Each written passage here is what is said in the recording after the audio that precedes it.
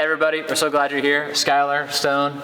And so, man, we're so excited you guys are in groups tonight. And so we thought we would kick off this new series together called Identity Crisis.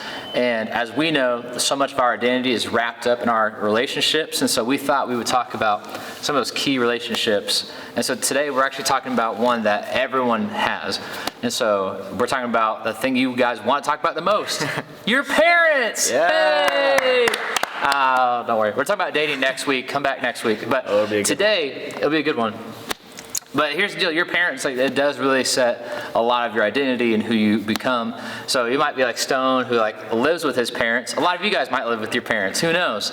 Or you might be like me, who I don't know who one of my parents is, and I'm friends with the other one, kind of. And so, whether your parent is actively involved or whether you're unsure of who they are, it does shape a lot of who we are, who we become. And so we love you guys enough that in the midst of this series, we're like, oh, we could avoid that subject, but we're like, we should really just talk about it.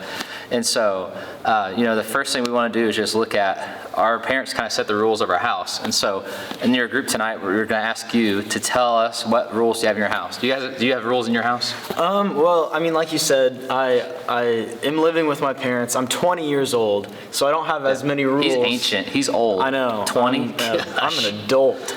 So I don't have a ton of rules because I'm an adult. Right. Still living with my parents, it's fine. But yeah. I know when I was younger, there were a whole lot of rules, and I know my least favorite rule was always we were very strict about when I had to go to bed, especially when I was real young. Uh-huh. So when bedtime came around, I did anything in my power to try and distract my parents, keep them from looking at the clock. It was a big deal. I got very upset when I had to go to bed. Now, since I'm so old, I go to bed at 7 p.m. Yeah. But I text Stone at 7:30 and he's like, oh, my phone's it's my bedtime. But I don't know about you guys. For me, when I get a rule, I just want to break it. If my curfew's 10, you best believe I'm rolling in at 10:05, right? And I don't know what it is. And I don't know if you guys have it with your parents or with your teachers. You get a rule and you just want to push back. A rule that I always think is fun. So make sure you answer this in your group of when you walk into your house, is the rule to take your shoes off or to leave them on? I've been to some people's houses who their moms are such germaphobes. When you walk into the house and you take off your shoes, you're in trouble because you're spreading germs everywhere. I don't get it. It's weird. Yeah, that's not a big thing in my house. And there's definitely no shoes on the furniture. Okay. But if you walk in with shoes on, it's fine. Not a big deal. But so much of who we are is shaped early on from our parents. And so we're going to look at two passages of scriptures today in your small group and just right now.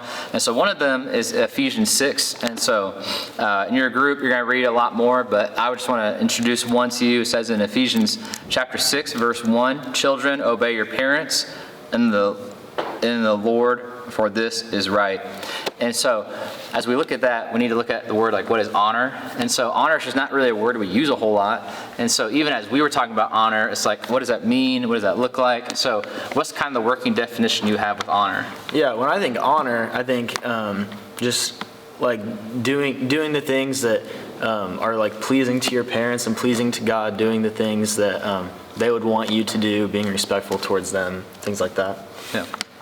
See, I think honor is hard because I remember when I was in college, I moved 2.5 hours away, and I don't know if you guys know me well, but I'm down for anything. Listen, when I was in college, I had cornrows for a while, and I was determined I'm going to have dreads, fat, big dreads. And I was also committed, I'm going to have 00 gauges, done, I'm committed. My mom doesn't see me, she doesn't pay my bills, it's fine.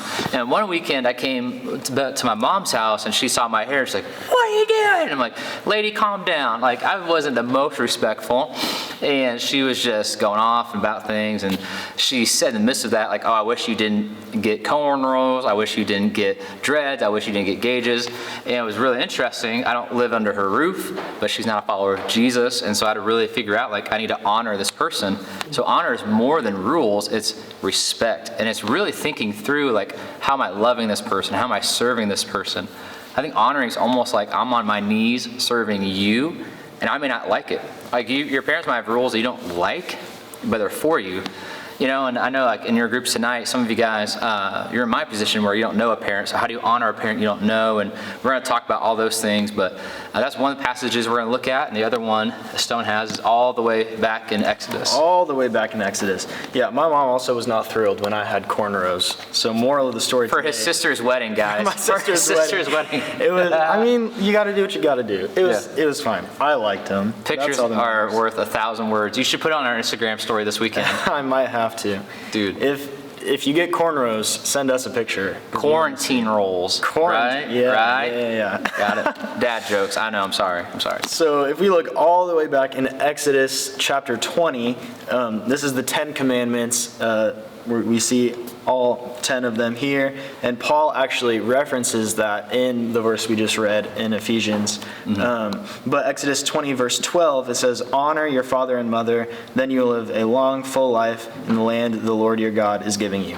So, same stuff we just talked about, except this is like way before in Exodus with Moses and all that stuff. But I think something interesting is that this is like in the top 10. Like honoring your parents is like big top 10 rules. So like maybe in your house you have your core set of rules. You might have some like sort of rules that are like not a real big deal. Like when we were talking earlier about shoes in the house, like kind of care, kind of not really a big deal. So we have maybe some of those rules, but then we probably have like our core set big rules that your parents really care about. That's a really big deal in your family. Maybe that's like your curfew, or I don't know, not doing drugs. That's always a good rule.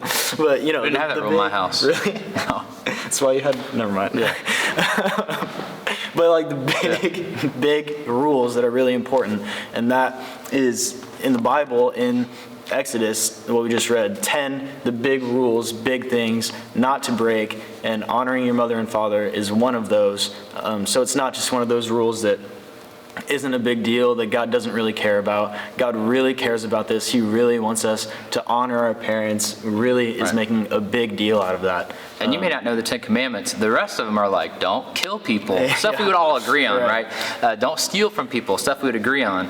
So it's so interesting. And then there's stuff about idol worship and things. What's so interesting, though, is it makes, like, God is talking to Moses, audible conversations, write this down. He's on a mountaintop, go down the mountain and tell all the people.